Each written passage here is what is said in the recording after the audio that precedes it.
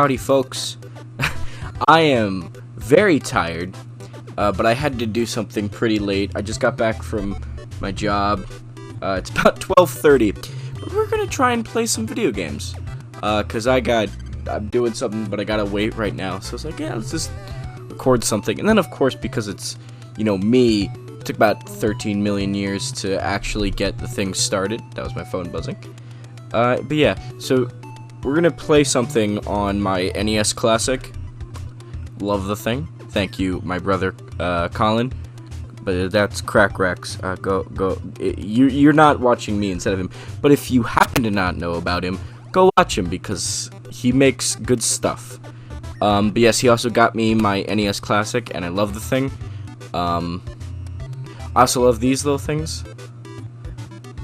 But we're not gonna spend 3 years watching it because we got a game to play. It's a game I'm actually not terrible at, and that's Punch-Out. I don't expect this to be the greatest commentary video, considering this is the first one posting where it's me, just me, I think. I recorded a few, of, Mario and Luigi, for, like, Super Mario Brothers. I don't know why I called it Mario and Luigi. Back when, just to maybe ride the train of the announcement of, Wii U Deluxe coming to Switch, but they weren't great. And this probably won't be, but I'll at least be good at this. Yeah, this is one of my favorite. This is my favorite game of all time. It's very weird that this would be it because I'm not much of a sports guy, but I always liked just the idea of boxing. I love Rocky and everything, so it just always fit. It was also one of my first ones. I have a very close emotional connection to the NES. Obviously, I didn't grow up with it. That's just not been what I'm just not that old. Yeah, here's take down Glass Joe, and I'll try and talk over it.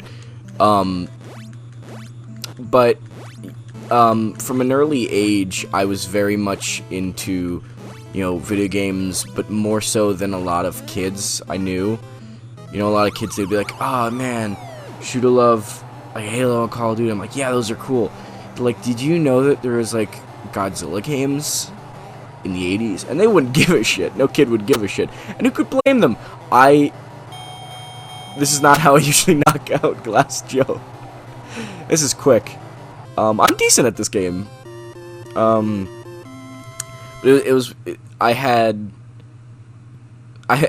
think it was right after my confirmation.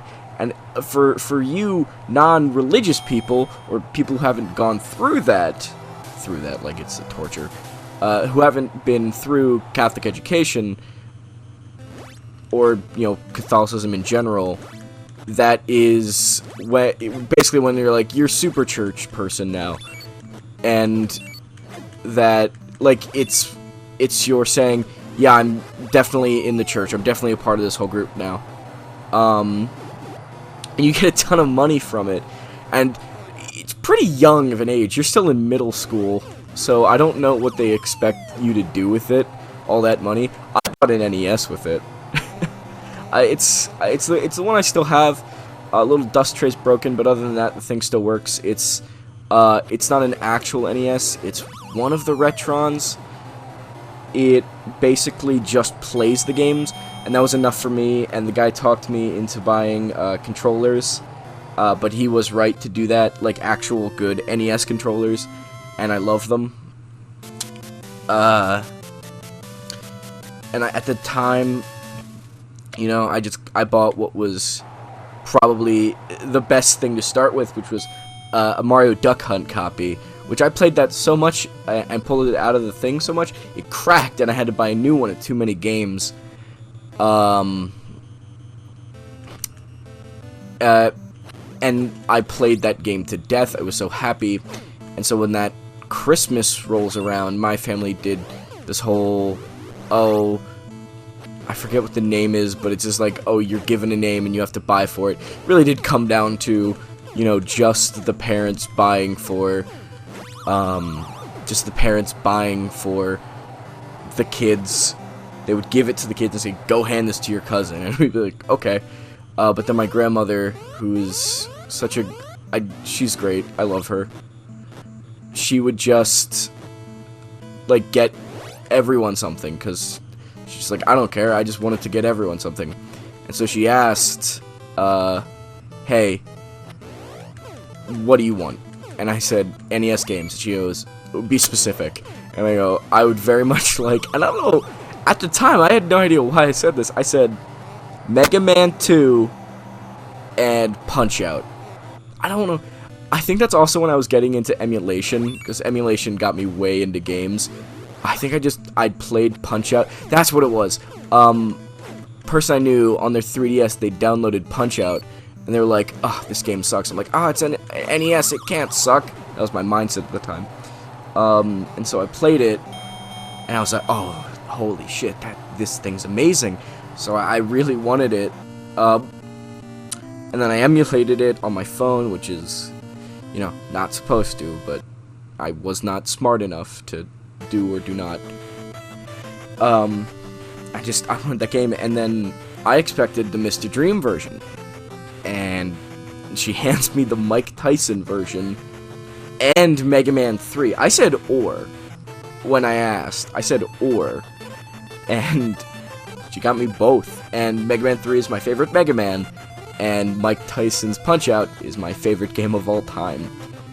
And that is what fully... Oh, by the way, I think Don Flamenco is a time easier than Glass Joe. I've not been doing as great as I usually do playing Punch-Out, because I'm trying to talk at the same time. But let's see if I can do this. I think it's just... punch, dodge, and then you just pummel him. Yeah, yep. So, Punch-Out was one of the ones where, I mean, Mario and Mega Man, obviously you have to have skill to do those pretty well, but Punch-Out was the one that I felt like, damn, I feel skilled doing this. And I'd always liked boxing. I was just like, I really want to get into this, and it became like the obsession to, I need to get to Mike Tyson. I still haven't, after years. Whatever. I have gotten to Mike Tyson. I've never been able to beat him. But it became that obsession, and there's just so many good memories, you know? I think just one of my best memories of all time was I had this hooked up to the TV. I had an old... There was this old HD TV in my basement. We had, and it was actually fine for a lot of those games, surprisingly, because HD TVs are usually not for anything like in the NES era, unless you have some sort of thing. But I was playing it. It was on a 2-hour delay because of a snowstorm at my school. It stayed a 2-hour delay. We didn't get off, which I remember just being very pissed. But what was great about it was it gave me enough time to fight White Tiger. And White Tiger had been giving me so much shit. I remember practicing and playing against him, and I was just thinking, like, oh man, he's impossible. He's impossible. But then I managed to get past that, like, that clone... this Great Tiger. Let me just tell the story right before I get to him. That flurry of, like, oh, wow, oh, he's teleporting everywhere. I figured out the pattern. Also, no fucking way that dude is 29. I'm just saying. He might be 132, but he's not 29. That flurry of blows, but I managed to get the pattern down, and I was so ungodly happy. And I was like, yes, I finally beat White Tiger. And then I didn't realize the pattern. It says title bout, and my exact quote was, there's somebody after White Tiger. And, like, a part of me knew that was a ridiculous statement, like, yeah, obviously. But I was just so happy to have beaten him that I was just that like, wow, what could this guy possibly be? And it was that nice NES moment. I call it an NES moment because I'm thinking we don't have that anymore, where it's wow, the shock, surprise. It's something. It was something that was lost in the age of information, which, you know, I never want to go back from the age of information like some people do. I think, but I think you can say there's some things lost, and the idea of being surprised about the next guy and not knowing about him, that was such a nice moment for me.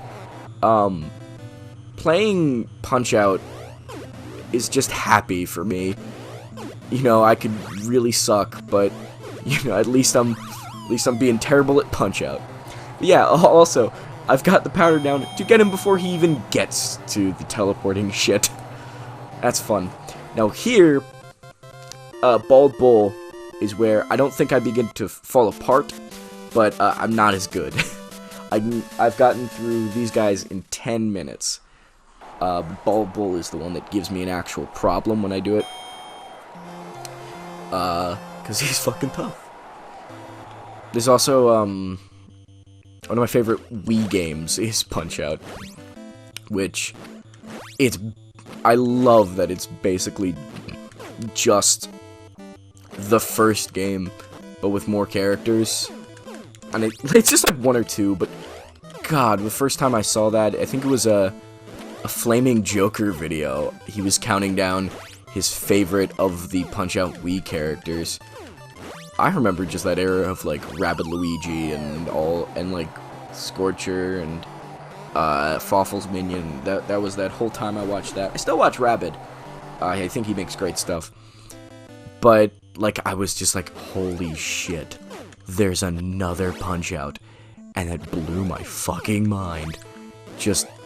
And I thought it looked amazing. I didn't get it for years. I didn't get it till this year. Till the year of our Lord, 2019, 2018. Actually, I think it was right after Christmas, so about it was still 2018. And I love that thing. I fucking title defense though. That shit's hard. That's something I want to do on the channel. Play that.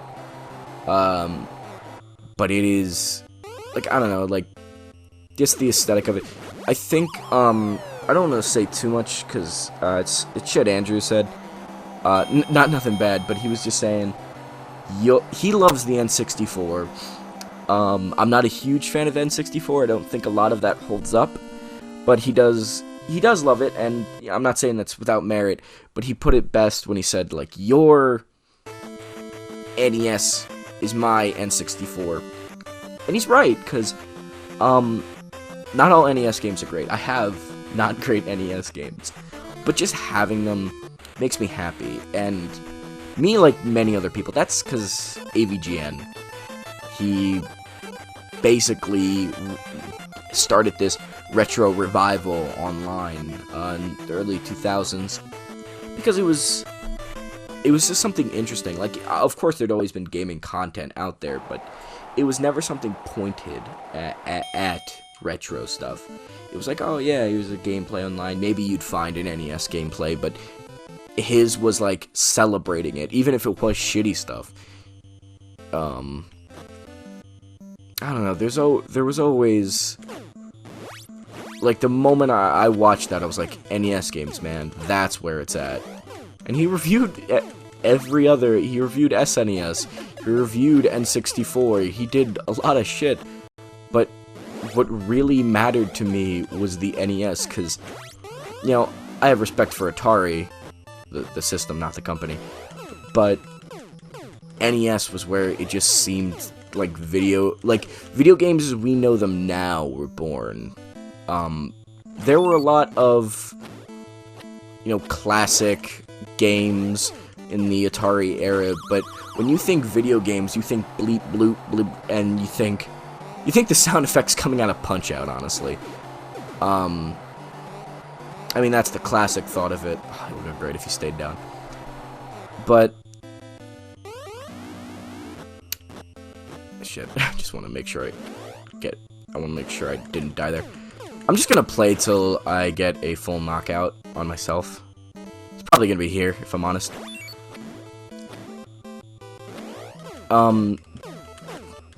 Sorry, a lot of dead air. This is what I'm trying to focus. Shit. This is a lot of rambling. It is late, but also I'm just, stream of conscience. Speaking my mind. Like that gaming, like this is where it feels like, a lot of, this was the golden age, at least for me. And also I know you can do the select trick, I just didn't there for whatever reason. This was the golden era, and it just, there was something magical about it to me, because it felt like this is where gaming really started. And again, going back to what I was saying, I have mad respect for the Atari console, but there is something that you can't take away from NES, and that was like, there's a lot more quality.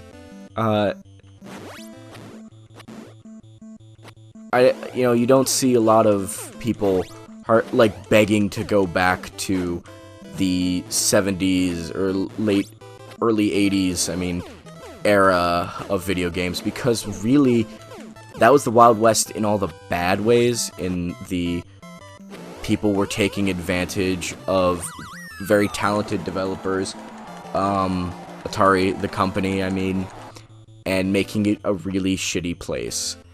But back when the NES came out in the 80s, that was, hey, video games can be great again, because everybody needed to bust their ass if they wanted their companies to survive, because, all the shit that went down. And, people were excited. Video games were fun and cool. Maybe not cool, but they were the hot shit, let's say. I love video game history. It's, I say there's a story to every game, even if it's shitty. The NES is special to me, and Punch-Out is, weirdly enough, even though it's a game from an era I wasn't alive in, it captures an idea of, like, just childhood joy. Like, why am I fighting this guy? Just 'cause it's a boxing match.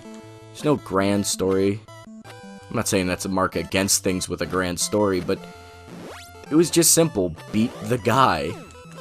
It was an era of the simple game can be the big hitter because it was just a good game. No, like, I'm just a little guy fighting. It was, again, I'm tired, so none of this makes sense. But if I could just bring it to one point, it was when a game was a game and it felt special to you. You could have an intimate relationship with a little game because nobody knew about every single game. There wasn't a Nintendo Direct. There wasn't PlayStation State of Play. It was, you could have that. And that's what early days of playing Punch-Out and all this, that's what, I actually didn't lose there, I'm surprised. That's what it really felt like. I felt like I had this special little interest that nobody knew about. I felt like I had something personal, something that was, in every sense of the word, mine.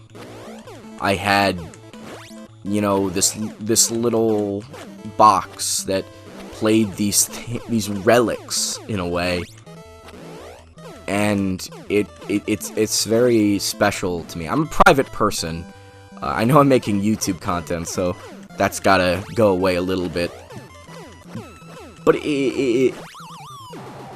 playing these games are special to me because it was something all my own. I didn't adopt it from my brothers. I wasn't handed an NES controller and told, hey, go play. I found a guy online I liked, and then I decided I liked that too. So You know, a lot of people owe their careers to James Rolfe, because he just basically made this era of gaming content, I believe. So in a way, most important YouTuber of all time. But to me, he gave me an interest and a passion. You know, my story, what I think I like about that is, weirdly enough, my story isn't special. You know, I went to too many games and I found a million people that were just like me, that were thinking the same thing, that were selling games because they had some interest. They were buying games because they had some interest. There were people cosplaying as characters because they felt that special, intimate connection. And that's what, like, you know, I don't, like, is it a bit cheesy? Yeah. But I don't know. If you love Halo, or if you love Halo passionately, that's great. I find it just as equal as my interest, obviously. Stand up. But if you love any game like that, there's just something great. Like, I can not like N64 games, but watching Andrew play them is a joy, because he's just extremely happy. That new soda would be my end, even though I said piston would be. Yeah. It's late. It was fun to have a memory lane sort of thing. And I've also stated this, if I do get to Mr. Dream in this, I'm not going to continue playing on the Classic, because, you know, as much as I love the Classic, it's a great machine. I really want to beat it on my Mike Tyson cartridge, because that one's special to me. It has sentimental value, just like the old, my first cartridge, the one that cracked. I'm not going to throw that away. I'm not going to try and ruin that. I would love to have it framed. And that's what I think, if you want to put anything in this video, then just take that away. Like, I want to frame a broken cartridge because of how much it meant to me. And I think it's because I bought it. And as stupid as that sounds, that's what makes it really special. I bought it. It's mine. No one can take that away from me. My NES games, they're mine. Yeah, so it was a weird video to be about Punch-Out, but I'm tired, and I'm really cheesy right now. So thank you.